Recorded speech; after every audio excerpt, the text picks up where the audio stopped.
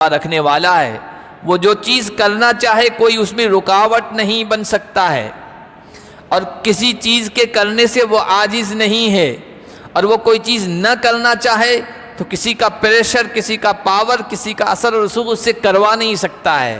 ایسی کوئی ذات نہیں ہے، ایسی کوئی حکومت نہیں ہے، ایسے کوئی سلطنت نہیں ہے، اور ایسی کوئی بادشاہت نہیں ہے، چاہے کتنا بھی پاورفل انسان ہو جائے، 400 پار کر لینا تب بھی بعض مرتبہ حالات ایسے ہو جاتے ہیں، عوام مخالف ہو جاتی ہے، سڑکوں پہ آ جاتی ہے، مجبوراً اس کو پیچھے ہٹنا پڑتا ہے۔ یعنی ایک قانون پاس کر لیا ہے، عوام سڑکوں پہ آ گئی، مجبور کر دیا، اس کو کہنا پڑتا چلیے ابھی ہم یہ قانون پاس نہیں کر رہے ہیں۔ بسم اللہ الرحمن الرحیم۔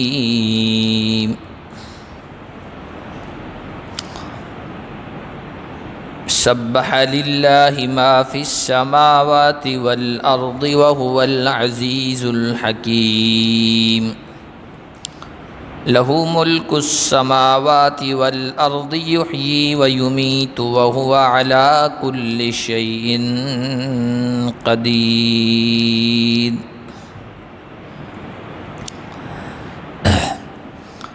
آج کے درس کا آغاز ہم اللہ کے فضل و کرم سے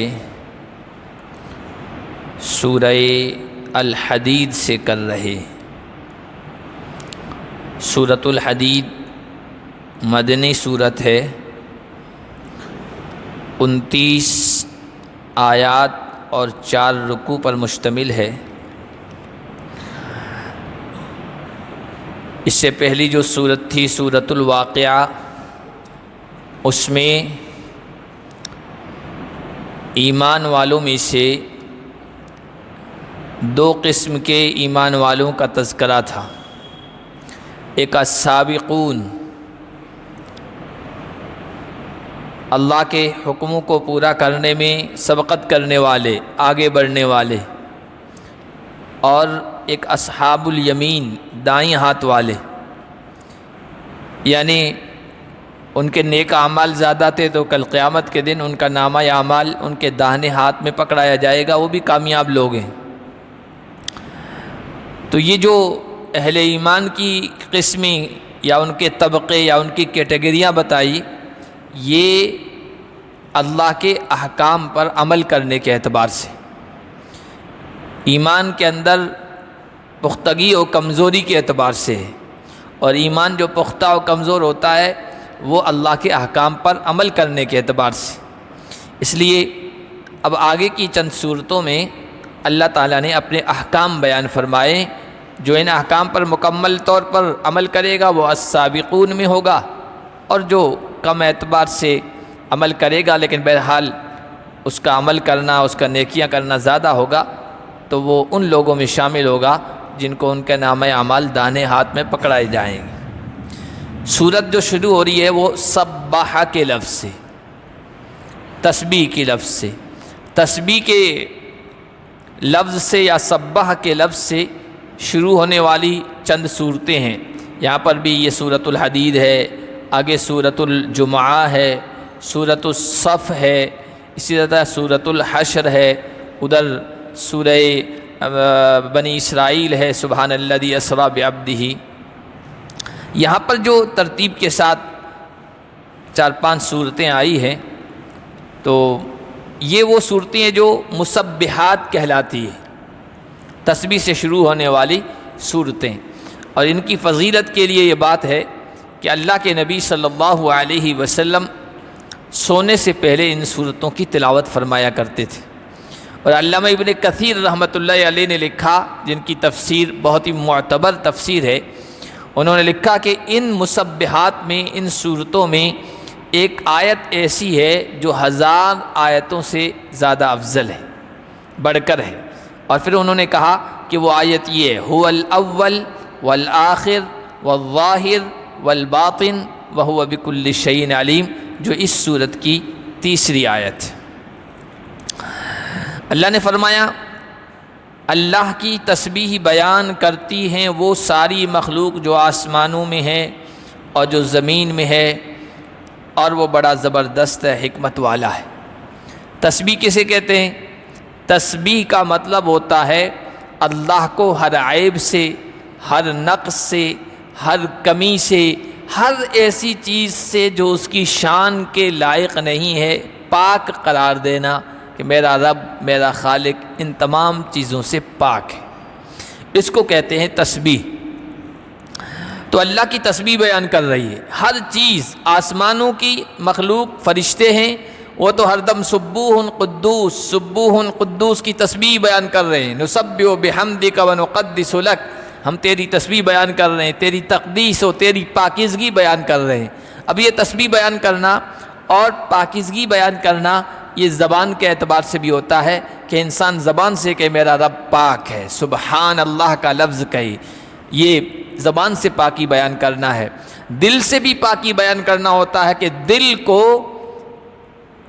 کفر سے، شرک سے، الحاد سے، بے دینی کے جذبے سے، معصیت سے، گناہ سے پاک قرار دے۔ اور اعضاء سے بھی پاک تسبیح ہوتی ہے کہ انسان کے جتنے بھی اعضاء ہیں، باڈی کے پارٹ ہیں، وہ اللہ کے حکموں کے مطابق چلیں، یہ اعضاء کی تسبیح ہے۔ تو فرشتے بھی اللہ کی تسبیح بیان کر رہے ہیں، ان کے بارے میں آتا ہے کہ یسبحون اللیل والنہار لا یفترون، وہ تو دن رات اللہ کی تسبیح ہی میں بیان میں لگے رہتے ہیں اور وہ تھکتے بھی نہیں ہیں، اکتاتے بھی نہیں ہیں، کمی، ضعف، کمزوری بھی محسوس نہیں کرتے ہیں۔ اس کے علاوہ زمین کی مخلوق ہے، آسمان کے ستارے و سیارے ہیں، درخت ہیں، پتھر ہیں، نباتات ہیں، جمادات ہیں، جتنی بھی مخلوق لے لیں سب اللہ کی تسبیح بیان کر رہی ہے، اپنی اپنی آواز میں، اپنی اپنی زبان میں، اپنے اپنے لہجے میں، اپنے اپنے انداز سے وہ اللہ کی تسبیح بیان کر رہی ہیں۔ سبوح قدوس، سبحان اللہ، الحمدللہ، یہ کہہ رہی ہے، چاہے ہم ان کی زبان سمجھیں یا نہ سمجھیں۔ اللہ نے سورہ بنی اسرائیل میں بیان فرمایا کہ تسبح لہ السماوات السبع والارض ومن فیہن، اللہ کی تسبیح بیان کر رہے ہیں ساتوں آسمان اور ان کی مخلوق، اور زمین اور ان کے اندر رہنے والی مخلوق۔ وَإِن مِّن شَيْءٍ إِلَّا يُسَبِّحُ بِحَمْدِهِ وَلَكِن لَّا تَفْقَهُونَ تَسْبِيحَهُمْ، کوئی چیز ایسی نہیں ہے جو اپنے رب کی تسبیح بیان نہ کرتی ہو، لیکن تم ان کی تسبیح کے انداز کو، الفاظ کو نہیں سمجھتے ہو۔ اللہ جانتا ہے، اللہ سمجھتا ہے، اللہ سنتا ہے کہ ہر چیز اس کی تسبیح بیان کر رہی ہے، سب اللہ کے علم میں ہے۔ تو آسمان اور زمین کی ساری مخلوق اللہ کی تسبیح بیان کر رہی ہے۔ زمین کے ذرات کا اپنے جگہ ٹھہرنا، پہاڑوں کا اپنی جگہ مضبوط رہنا، یہ اللہ کی تسبیح ہے۔ درختوں کا ہلنا، حرکت کرنا اللہ کی تسبیح ہے۔ سیاروں کا روشنی دینا اللہ کی تسبیح ہے۔ سورج کی تمازت اور گرمی پیش کرنا یہ سورج کی تسبیح ہے۔ اللہ کی جتنی بھی مخلوقات ہیں، یہ چڑیا چہچہا رہی ہے، اللہ کی تسبیح ہے۔ کوئل کوکو کر رہی ہے، اللہ کی تسبیح ہے۔ یہ ندیاں بل کھاتی ہوئی چل رہی ہیں، یہ اللہ کی تسبیح ہے۔ یہ آبشار، واٹر فال اور یہ جو جھرنے، یہ آواز جو کر رہے ہیں، یہ اللہ کی تسبیح ہے۔ ہر ایک اپنے اپنے انداز سے اللہ کی تسبیح بیان کر رہا ہے، تم نہیں سمجھتے۔ بعض حضرات نے بہت ساری چیزوں کے وہ بھی بیان کیے کہ یہ کیا کہتے ہیں، جیسے تیتر جب بولتا ہے تو کہتا ہے سبحان تیری قدرت، سبحان تیری قدرت، وہ یہی مطلب ہے، سبح للہ ما فی السماء، ہر چیز کائنات کی اللہ کی تسبیح بیان کر رہی ہے، چاہے وہ اللہ کو مانتی ہے یا اللہ کو نہیں مانتی ہے، تب بھی جھک مار کے اس کو اللہ کی تسبیح بیان کرنی پڑتی ہے، اس کی چیزوں کو بھی۔ جیسے ایمان والے ہیں وہ تو اللہ کی تسبیح بیان کرتے ہی ہیں، اللہ کے سامنے جھکتے ہی ہیں۔ اللہ نے فرمایا کہ کائنات میں جتنی بھی چیزیں ہیں، آسمان اور زمین میں، وہ سب اللہ کے سامنے سجدہ ریز ہیں، اللہ کی تسبیح بیان کر رہے ہیں صبح و شام، یہاں تک کہ چیزوں کے سائے۔ اب سایہ ہر چیز کا ہوتا ہے، جو مخلوق ہے اس ہر چیز کا سایہ ہوتا ہے۔ جو لوگ اللہ کو نہیں مانتے ہیں، کافر ہیں، ملحد ہیں، منکر ہیں، جو کہتے ہیں اللہ کی ذات ہے ہی نہیں، ان کے بھی سائے اللہ کے سامنے جھک رہے ہیں، اللہ کی تسبیح بیان کر رہے ہیں صبح و شام میں۔ وہ نہ چاہیں کہ نہیں ہمارے سائے اللہ کے سامنے نہیں جھکنا چاہیے، ہم اپنے اعتبار سے ہونا چاہیے، نہیں کر سکتے ہیں، مجبوراً وہ بھی اللہ کے سامنے جھک رہے ہیں۔ سورج ادھر سے طلوع ہو رہا ہے، اللہ کی ذات کا منکر ہے، ملحد ہے، ایتھسٹ ہے، اللہ کے وجود کو مانتا ہی نہیں ہے، اس کا سایہ بھی مغرب ہی کی طرف جھکے گا۔ اور شام کو جب سورج آ جائے گا وہ چاہے کہ نہیں میرا سایہ ادھر نہ ہو، نہیں ادھر ہی جائے گا۔ اللہ نے سورۃ الرعد میں اس کو بیان فرمایا ہے، وَظِلَالُهُمْ بِالْغُدُوِّ وَالْآصَالِ، ان کے سائے، ساری مخلوقات کے سائے، انسانوں کے سائے صبح و شام اللہ کے سامنے سجدہ ریز ہوتے ہیں، اس کی تسبیح، اس کی پاکی، اس کی عبادت کر رہے۔ وَهُوَ الْعَزِيزُ، وہ اللہ بڑا زبردست ہے، طاقت والا ہے، قدرت والا ہے، غلبہ رکھنے والا ہے۔ وہ جو چیز کرنا چاہے کوئی اس میں رکاوٹ نہیں بن سکتا ہے، اور کسی چیز کے کرنے سے وہ عاجز نہیں ہے، اور وہ کوئی چیز نہ کرنا چاہے تو کسی کا پریشر، کسی کا پاور، کسی کا اثر و رسوخ اس سے کروا نہیں سکتا ہے۔ ایسی کوئی ذات نہیں ہے، ایسی کوئی حکومت نہیں ہے، ایسے کوئی سلطنت نہیں ہے، اور ایسی کوئی بادشاہت نہیں ہے، چاہے کتنا بھی پاورفل انسان ہو جائے، 400 پار کر لینا تب بھی بعض مرتبہ حالات ایسے ہو جاتے ہیں، عوام مخالف ہو جاتی ہے، سڑکوں پہ آ جاتی ہے، مجبوراً اس کو پیچھے ہٹنا پڑتا ہے۔ یعنی ایک قانون پاس کر لیا ہے، عوام سڑکوں پہ آ گئی، مجبور کر دیا، اس کو کہنا پڑتا ہے چلیے ابھی ہم یہ قانون پاس نہیں کر رہے ہیں۔ یا کوئی قانون پاس کرتے ہوئے پہلے 1000 مرتبہ سوچنا پڑتا ہے، پتہ نہیں عوام سڑکوں پہ آ جائے گی تو کیا ہوگا، اس لیے ابھی اس کو ڈیلے کرو، ابھی اس کو رکھو، ابھی اس کو ظاہر مت کرو۔ دنیا کی حکومتیں عاجز ہیں، بے بس ہیں، کوئی پاورفل انسان آ جائے تو وہ ان کو جھکنے پر مجبور کر دیتا ہے۔ اللہ کی بادشاہت تو ایسی ہے، العزیز، وہ زبردست ہے، غلبے والا ہے، الحکیم، وہ حکمت والا ہے، ہر چیز میں، اس کے ہر فعل میں اس نے جو کچھ بھی کیا ہے، جو کچھ بھی پیدا کیا ہے، جو کچھ بھی وہ کر رہا ہے، اس میں کوئی نہ کوئی حکمت ہے، اس میں کوئی نہ کوئی مصلحت ہے، اس میں کوئی نہ کوئی فائدہ ہے۔ بہت ساری حکمتیں و مصلحتیں و فائدے انسان سمجھ لیتا ہے کہ اللہ کے اس چیز کے پیدا کرنے میں یہ فائدہ ہے۔ بہت ساری چیزوں کا فائدہ انسان کو سمجھ میں نہیں آتا کہ یہ کیوں پیدا کی گئی ہے۔ وہ حضرت موسیٰ کے بارے میں آتا ہے نا کہ ایک مرتبہ حضرت موسیٰ نے کہا یہ چپکلی کیوں پیدا کی گئی ہے، یا اللہ یہ چپکلی تم نے کیوں پیدا کی؟ تو ادھر سے جواب آیا، اللہ تعالیٰ سے گفتگو کرتے تھے کہ یہ چپکلی بھی تمہارے پیدا کرنے کا مقصد پوچھ رہی ہے کہ ان کو کیوں پیدا کیا گیا ہے۔ تو بہت ساری حکمتیں و مصلحتیں ہماری سمجھ میں نہیں آتی ہے، لیکن ہے اس میں حکمت، کوئی مصلحت۔ سانپ ہیں، بچھو ہیں، زہریلے کیڑے ہیں، یہ جانور ہیں، یہ ہماری سمجھ میں نہیں آتے کہ کیوں پیدا ہوئے۔ ہم سمجھتے ہیں یہ نقصان دہ، لیکن نہیں، کوئی نہ کوئی اللہ کی حکمت ہے ان کے پیدا کرنے میں، ان کے فائدے زیادہ ہیں۔ اللہ تبارک و تعالیٰ نے جو بھی چیز پیدا کی ہے اس میں فائدہ ہی ہے، حکمت ہے، اور کوئی نہ کوئی مصلحت ہے، تو وہ حکمت والا ہے، اور ہر چیز اس کی حکمت والی۔ وہ ایک یوں کہیے بہت زیادہ سوچنے والا، زیادہ عقل مند انسان تھا۔ وہ سفر کر رہا تھا، سفر کے دوران اس کو آرام کی ضرورت پڑی، تو ایک آم کا گھنا سایہ دار درخت تھا، اس کے نیچے سو گیا۔ یہ لیٹا ہوا تھا تو اوپر آم لگے ہوئے تھے، کہنے لگا، آم لگے ہوئے تھے، نیچے کھیتیاں تھی اور اس میں تربوز لگے ہوئے تھے، تربوز کی بیل تھی، اس میں تربوز لگے ہوئے تھے۔ وہ زیادہ عقل مند تھا، کہنے لگا کہ یہ کیا بات ہوئی، آم کا اتنا لمبا چوڑا تناور درخت، اس میں اتنے چھوٹے چھوٹے پھل، اور یہ بیچاری ناتواں کمزور سی بیل، اور اس میں اتنا بڑا پھل تربوز کا۔ اس کو آنکھ لگی، اور تھوڑی دیر کے بعد ہوا چلی ہے، حرکت ہوئی نا، تو اوپر سے ایک کیری کچا آم آ کے اس کی کھوپڑی پہ گرا، تو وہ سنبھل گیا، اچانک اٹھ گیا اور کہنے لگا، سبحان تیری قدرت، تو نے جو بھی کیا ہے صحیح کیا ہے، اگر اس آم کی جگہ یہاں پر تربوز لگا ہوتا تو میرا کام پورا ہو گیا ہوتا ابھی۔ تو الحکیم ہے، وہ اللہ حکمت والا ہے۔ یہاں تک کہ میں نے کہا زہریلی چیزیں ہیں، بظاہر ہمیں نقصان دہ لگتی ہیں نا، لیکن اس میں کوئی نہ کوئی فائدہ ہوگا، فائدہ زیادہ ہوگا اس میں، جو اللہ ہی جانتا ہے، بہتر جانتا ہے۔ لَهُ مُلْكُ السَّمَاوَاتِ وَالْأَرْضِ یحیی و یمیت وَهُوَ عَلَى كُلِّ شَيْءٍ قَدِیرٌ۔ آسمان اور زمین میں بادشاہت اسی کی ہے۔ اللہ نے کائنات کو پیدا کیا ہے، اور کائنات کو پیدا کرنے کے بعد سنبھال بھی وہی رہا ہے۔ دنیا کے اندر جو شرک کرنے والے لوگ تھے نا، ان کا یہ عقیدہ تھا، تصور تھا، آج بھی ہے کہ چلو پیدا کرنے والے نے پیدا کر دیا اس دنیا کو، اس کائنات کو، پیدا کرنے کے بعد اس کے شعبے بنا دیے، حصے بنا دیے، ڈپارٹمنٹ بنا دیے، اکیلا تو سب چلا نہیں سکتا ہے نا، تو اس نے حصے بنا دیے، تو ہر ایک ڈپارٹمنٹ کا ذمہ دار کسی کو بنا دیا ہے۔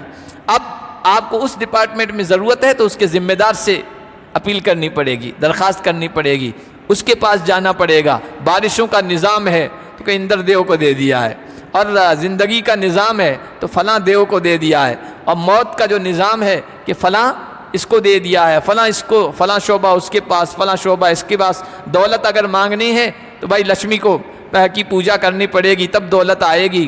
اور سب آپ دیکھتے ہیں شرک کرنے والے انہوں نے شعبے بانٹ رکھے ہیں۔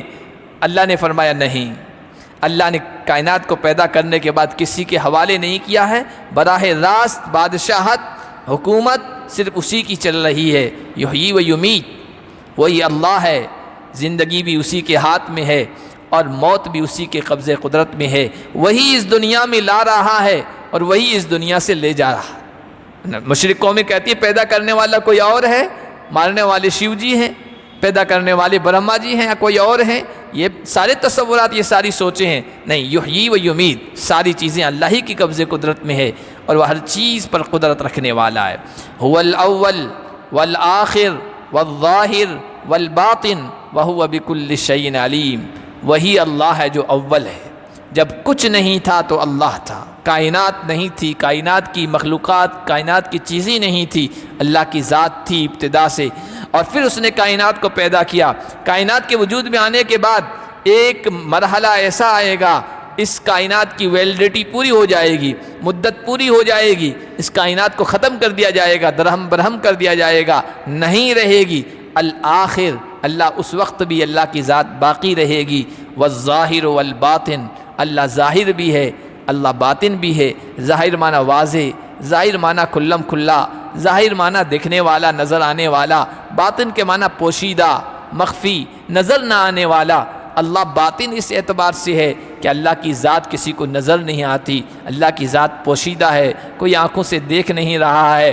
اور ظاہر اس اعتبار سے ہے کہ اللہ نے کائنات کے اندر اپنی قدرت کی نشانیاں، اپنی قدرت کی کاریگریاں، اپنی صناعی کے نمونے ایسے چھوڑ رکھے ہیں کہ ان کو دیکھ کر انسان اللہ کی ذات تک پہنچ جاتا ہے۔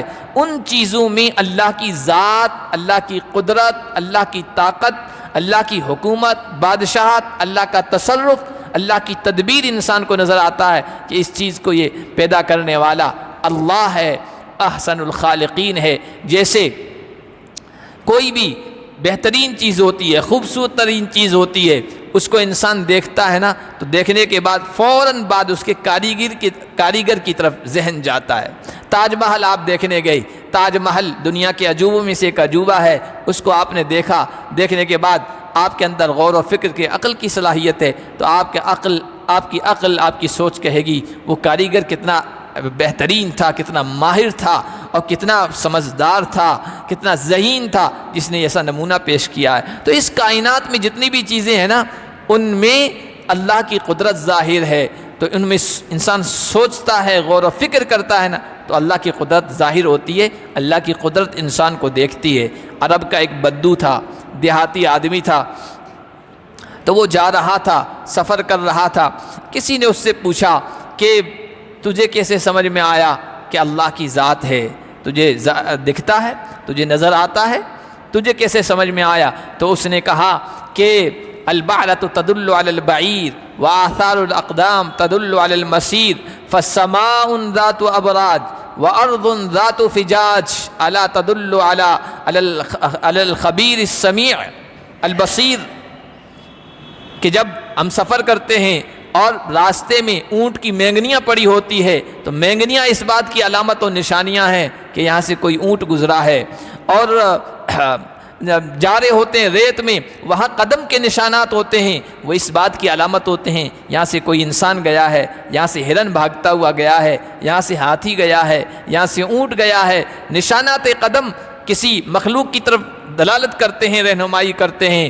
تو یہ لمبی چوڑی کھائیوں والی زمین، یہ برجوں والا، ستاروں سیاروں، سورج اور چاند والا اتنا لمبا چوڑا آسمان اور آسمان کی یہ چھت، اور کائنات کے اندر ہر چیز، کیا یہ ایسی ذات کی طرف رہنمائی نہیں کر رہی ہے جو ہر چیز کی خبر رکھنے والا ہے، ہر چیز کو دیکھنے والا ہے، اور اس بات کی طرف رہنمائی کر رہی ہے کہ وہ بہترین کاریگر ہے، بہترین صناع ہے، بہترین خالق و پیدا کرنے والا ہے۔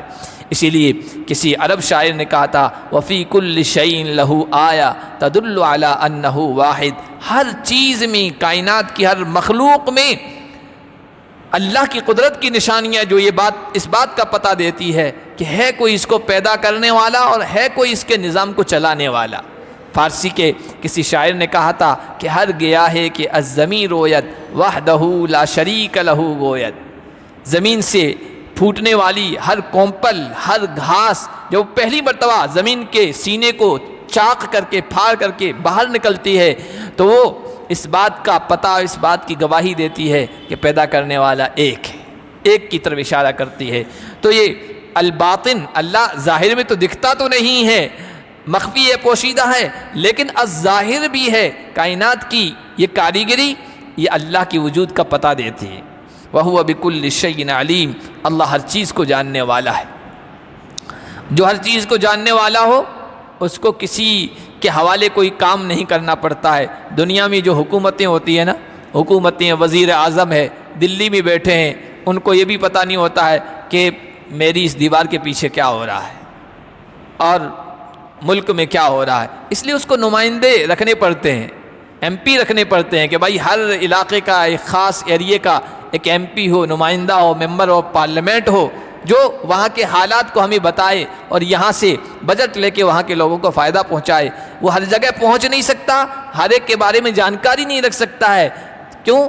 وہ سمیع نہیں ہے، ہر چیز کو دیکھنے والا نہیں ہے، ہر چیز کا علم اس کے پاس نہیں ہے۔ اللہ کی ذات تو وہ ہے جو بصیر ہے، ہر چیز کو دیکھ رہی ہے، السمیع ہے، ہر چیز کو سن رہی ہے، علیم ہے، ہر چیز کا علم اور جانکاری بغیر کسی واسطے کے اس کے پاس ہے۔ اس لیے اس کو کوئی محکمہ، کوئی شعبہ، کوئی ڈپارٹمنٹ کسی کے حوالے کرنے کی ضرورت نہیں ہے۔ هو الذی خلق السماوات والارض فی 6 ایام، اللہ کی ذات وہ ہے جس نے آسمانوں اور زمین کو 6 دنوں میں پیدا فرمایا۔ اللہ کا تو حکم تو کن فیکون، اللہ کی قدرت تو ایسی ہے، کن کہہ دے پوری کائنات وجود میں آ جائے، لیکن 6 دن کیوں لگائے؟ اور 6 دن یہ نظام شمسی و قمری، یعنی یہ جو سورج چاند کا نظام ہے دن اور رات کا، یہ سسٹم تو اس وقت تھا نہیں، اس لیے علماء نے کہا یہ 6 دن سے مراد وہ دن ہے جو ایک دن 50,000 سال کا ہے، 50,000 سنہ، اور ایک لمبا مرحلہ، یوں کہیے ایک لمبا مرحلہ، کافی وقت اللہ تعالیٰ نے کائنات کو، زمین و آسمان اور اس کی مخلوق کو پیدا کرنے میں لگایا۔ اتنا وقت کیوں لگایا؟ میں نے ابھی کہا کہ وہ کن کہہ دے ساری چیزیں وجود میں آ جائے، تو علماء نے، مفسرین کرام نے لکھا اللہ تعالیٰ نے یہ وقت اس لیے لگایا، اور اللہ بار بار قرآن میں بھی اس کو بیان فرماتے ہیں کہ 6 دنوں میں ہم نے کائنات اور یہ زمین آسمان کے نظام کو بنایا ہے، یہ اس وجہ سے کہ ہم انسانوں کو اللہ یہ پیغام دینا چاہتے ہیں، کوئی بھی چیز کرے نا سنجیدگی سے، صبر کے ساتھ، برداشت کے ساتھ، وقار کے ساتھ، آہستہ آہستہ تدریج کے ساتھ، جلد بازی نہ کرے۔ التؤدۃ من الرحمن والعجلۃ من الشیطان، اس لیے کہ جلد بازی سے کام بگڑ جاتے ہیں، جلد بازی شیطانی کام ہے، اور سنجیدگی، وقار اور صبر کے ساتھ کوئی کام کرنا یہ رحمانی کام ہے، اللہ کا کام ہے۔ تو اللہ نے 6 دنوں میں پیدا کر کے انسانوں کو پیغام دیا ہے۔ پھر اللہ عرش پر مستوی ہوا، عرش پر اللہ بیٹھا، یہ ترجمہ کرتے ہیں، لیکن اللہ کی ذات بیٹھنے سے پاک ہے، یعنی جس طرح ہم بیٹھتے ہیں کرسی پر، کسی چیز پر، اس طرح بیٹھنا مراد نہیں ہے۔ استواء علی العرش کا مطلب یہ ہے کہ پھر سارا کنٹرول اللہ تبارک و تعالی نے اپنے ہاتھ میں لے لیا، قبض قدرت میں لے لیا ہے، اور وہ ساری کائنات کے نظام کو اور کنٹرول کو چلا رہا ہے۔ عرش پر بیٹھنا یہ تو قرآن کہتا ہے، استوا کا مطلب کھڑا ہو جانا، جم جانا، مضبوطی سے بیٹھ جانا، یہ استوا کا مطلب ہوتا ہے کہ اللہ عرش پر مستوی ہو گیا۔ اب کس طرح بیٹھا تو اس کے بارے میں کیفیت ہم نہیں جانتے۔ امام اہل سنت حضرت امام مالک رحمۃ اللہ علیہ نے بہت ہی اچھا اس کے بارے میں بتا، کسی نے پوچھا تھا کہ اللہ عرش پر کیسے بیٹھا ہے، کیسے مستوی ہے، تو انہوں نے جواب دیا تھا، وہ ہمارا عقیدہ بنا ہوا ہے کہ الاستواء علی العرش معلوم، اللہ عرش پر مستوی ہوا ہے، یہ سب کو پتہ ہے، قرآن بیان کرتا ہے، اللہ کے نبی بیان کرتے ہیں، یہ تو معلوم ہے، اس پر عقیدہ رکھنا ہے۔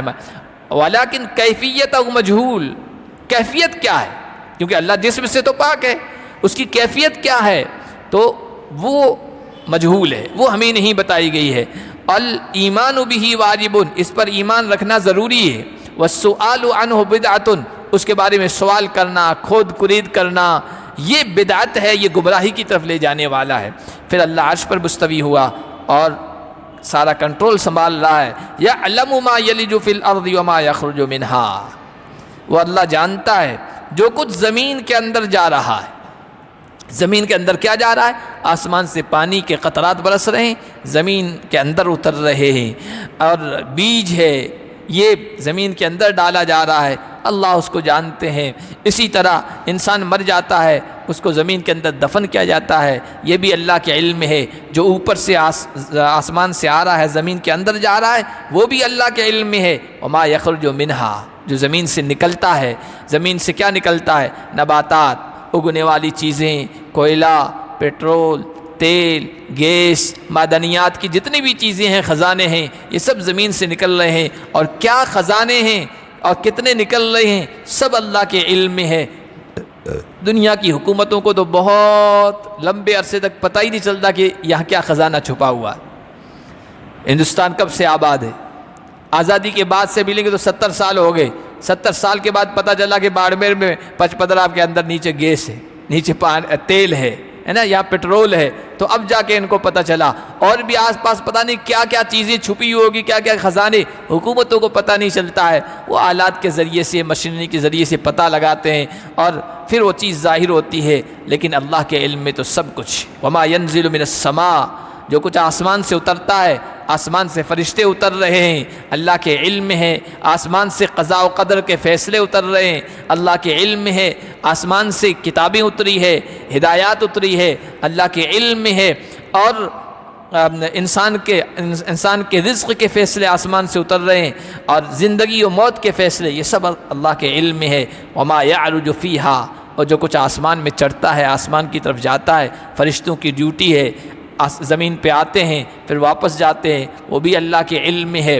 انسانوں کے اعمال اللہ کی بارگاہ میں پیش کیے جاتے ہیں، دن کے اعتبار سے بھی پیش کیے جاتے ہیں، ہفتے واری اعتبار سے بھی پیش کیے جاتے ہیں، سالانہ اعتبار سے بھی اللہ کی بارگاہ میں پیش کیے جاتے ہیں، سب کچھ اللہ کے علم میں ہے۔ وَهُوَ مَعَكُمْ أَيْنَمَا كُنْتُمْ، اور اللہ تمہارے ساتھ ہے تم جہاں کہیں بھی رہو، تم گھر میں ہو، گھر سے باہر ہو، خلوت میں ہو، جلوت میں ہو، لوگوں کے مجمع میں ہو، یا تنہائی میں ہو، بازار میں ہو یا جنگل میں ہو، جس حالت میں بھی ہو، اللہ کا علم، اللہ کی قدرت، اللہ کا احاطہ، اللہ کی جانکاری تمہارے ساتھ ہے۔ واللہ بما تعملون بصیر، اور جو کچھ تم کر رہے ہو اللہ اس کے بارے میں اچھی طریقے سے دیکھنے والا ہے، جاننے والا ہے۔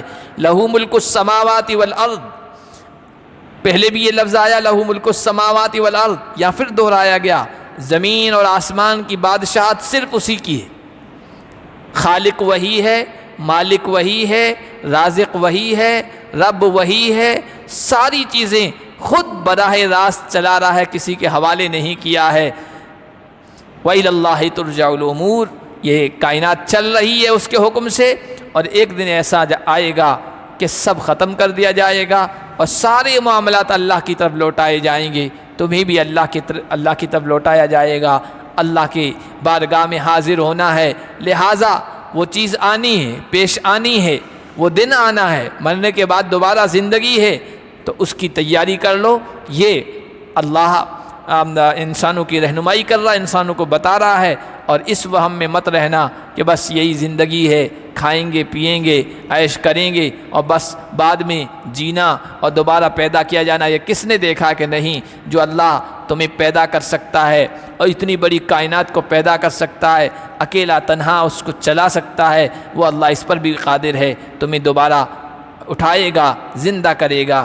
یولج اللیل فی النہار ویولج النہار فی اللیل وہو علیم بذات الصدور، وہ اللہ وہ ہے جو رات کو دن میں داخل کرتا ہے، رات کا کچھ حصہ دن کے اندر شامل کر دیا تو رات چھوٹی ہو گئی، دن بڑے ہو گئی۔ ویولج النہار فی اللیل، اور دن کو گھسا دیتا ہے، داخل کر دیتا ہے رات میں، تو دن چھوٹا ہو جاتا ہے، راتیں بڑی ہو جاتی ہے، جیسے سردی کے موسم میں۔ اور پھر اس نظام کی تبدیلی میں موسم بدلتے ہیں، اس نظام کی تبدیلی میں دن اور رات کے گھٹنے میں موسم بدلتے ہیں، کبھی بارش کا موسم ہے اور کبھی گرمی کا موسم ہے، کبھی سردی کا موسم ہے، کبھی بہار و خزاں ہیں، یہ اللہ کی قدرت ہے اور اس کے حکم سے یہ سارے انقلابات، یہ ساری تبدیلیاں ہو رہی ہے۔ وَهُوَ عَلِيمٌ بِذَاتِ الصُّدُورِ، اور وہ جانتا ہے تمہارے سینوں کی باتوں کو، تمہارے دلوں میں پوشیدہ کیا ہے،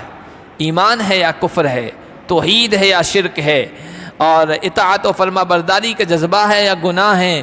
اسی طرح جو کچھ بھی تمہارے ذہنوں میں، سینوں میں آ رہا ہے، پاس والے کو پتہ نہ چلے لیکن اللہ کے علم میں سب کچھ ہے، وہ تمہارے سینوں کی باتوں کو بھی جانتا ہے۔